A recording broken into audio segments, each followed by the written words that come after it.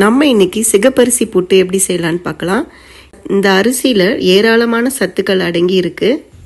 இந்த சிகப்பரிசியில் புரதச்சத்து அதிகமாக காணப்படுது. அரிசியை நல்லா 1 மணி நேரம் நல்லா ஊற வச்சுட்டு ஊற வச்ச தண்ணியிலே நல்லா வேக வச்சு எடுத்துக்கோங்க. அரிசி நல்லா 2ஆக பொழந்து வரணும். அது வரைக்கும் நல்லா வேக வச்சுக்கணும். உப்பு சேர்த்துக்கலாம்.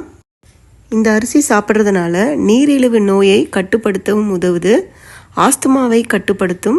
இதய நோய்கள் வராமலும் தடுக்குது. நல்லா வெந்துடுச்சு பாருங்கள். தண்ணி எல்லாமே வத்திடுச்சு. அரிசி 2ஆக பொழந்துருச்சு. தேங்காய் சேர்த்துக்கலாம், சர்க்கரை சேர்த்துக்கலாம். நல்லா கலந்து விட்டுருங்க. இதை நீங்கள் காரப்புட்டு மாதிரி கூட செய்யலாம்.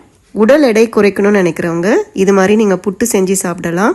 களி செய்யலாம், கஞ்சி, சாதம் போன்றவை செஞ்சு சாப்பிடலாம். முடி வளர்ச்சிக்கும் இந்த அரிசி நல்லா உதவி செய்யுது. உடம்பில் தங்கியிருக்கும் கெட்ட கொழுப்பையும் குறைக்க உதவுது. இந்த வீடியோ பயனுள்ளதாக இருந்துச்சுன்னா சப்ஸ்கிரைப் பண்ணுங்கள். நன்றி.